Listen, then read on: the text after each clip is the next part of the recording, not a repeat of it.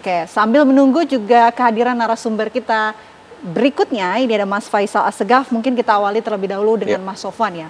Mas Sofwan, ini kalau kita lihat Amerika Serikat pede ya, mengatakan optimis bahwa Hamas ini akan setuju dengan gencatan senjata ataupun kesepakatan damai.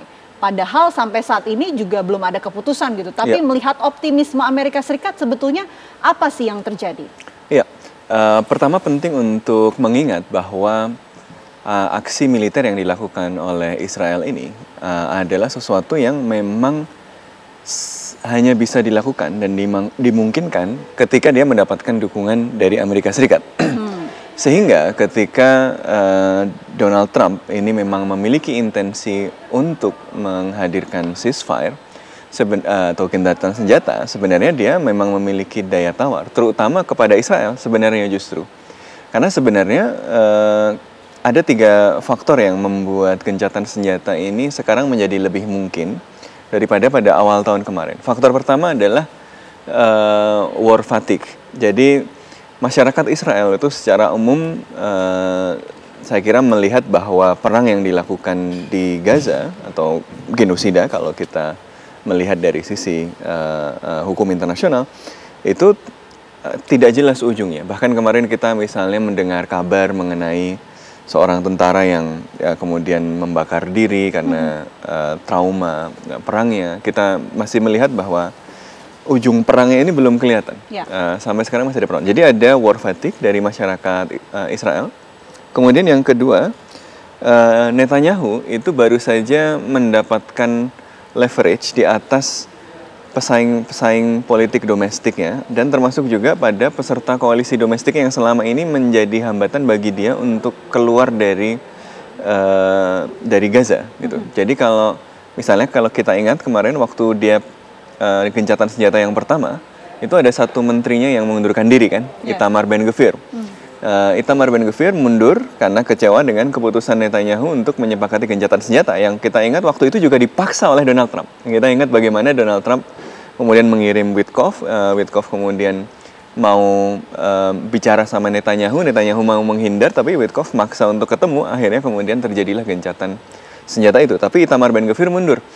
Yang itu membuat koalisinya menjadi lebih rentan, lebih lemah lagi. Sehingga insentif bagi Netanyahu adalah menyabotase proses gencatan senjata itu. Nah tapi Netanyahu sekarang ini sudah agak lebih lega di dalam politik domestiknya. Kenapa?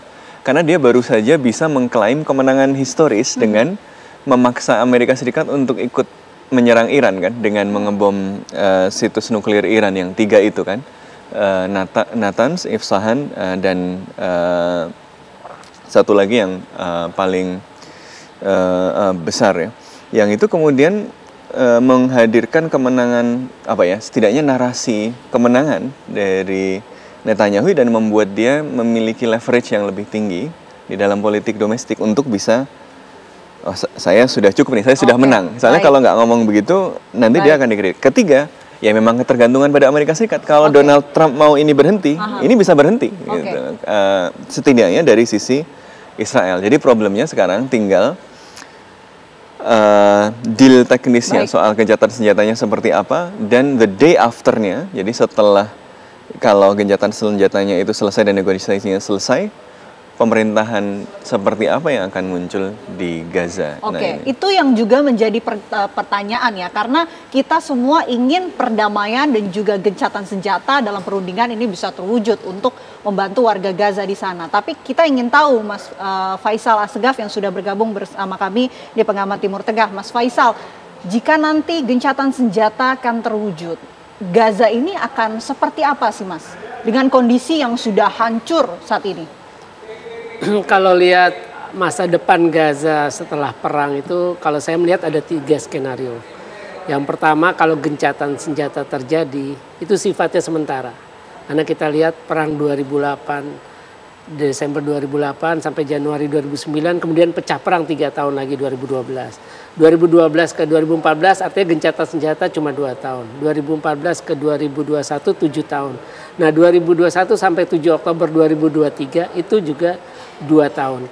Artinya gencatan senjata itu sifatnya sementara, Karena pada hakikatnya kan Hamas pasti sebagai bangsa, Palestina sebagai bangsa yang dijajah punya hak untuk melawan. Sama sebagai penjajah, Israel juga akan melihat Hamas sebagai serangan 7 Oktober kemarin itu mengubah persepsi baik Hamas maupun Israel.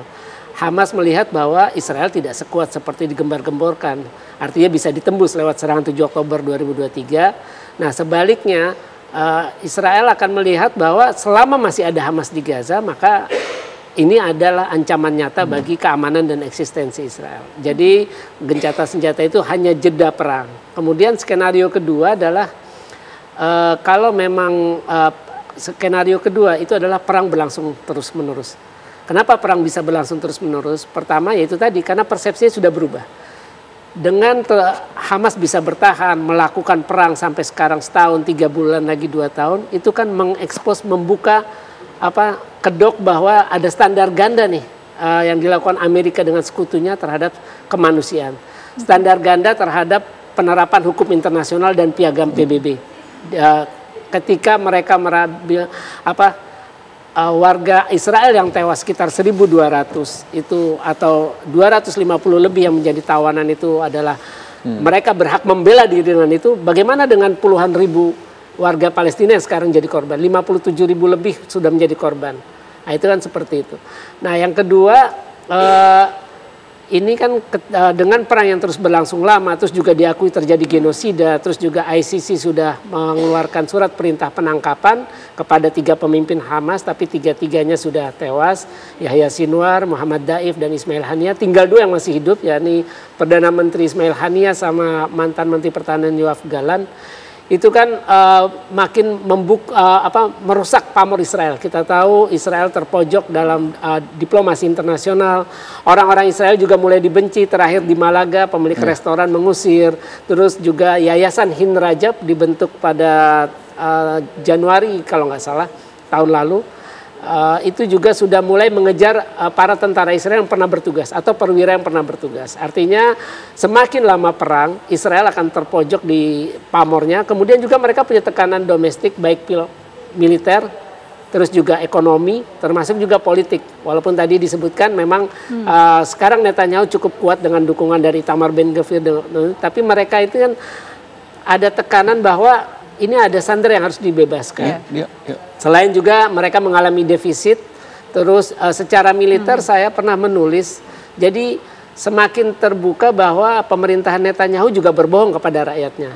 Ketika mereka bilang yang tewas hanya sekitar 800-an kalau tidak salah, padahal pernah ada data bahwa Desember atau Januari itu minimum 5.000 tentara Israel tewas. Terus kemudian menurut asuransi nasional Israel 72.000 yang luka, termasuk 12.000 cacat tetap. Nah skenario ketiga itu ya ini yang tidak mungkin secara teori yang didukung oleh Donald Trump bahwa Gaza harus dikosongkan. Netanyahu ini adalah orang yang melawan kebijakan Perdana Menteri Ariel Sharon untuk mundur pada Agustus 2005. Jadi dia tidak akan mau mengulangi kesalahan Sharon, makanya dia akan mencoba menghabisi Hamas dan menguasai kembali Gaza. Ada 3 skenario tadi ya.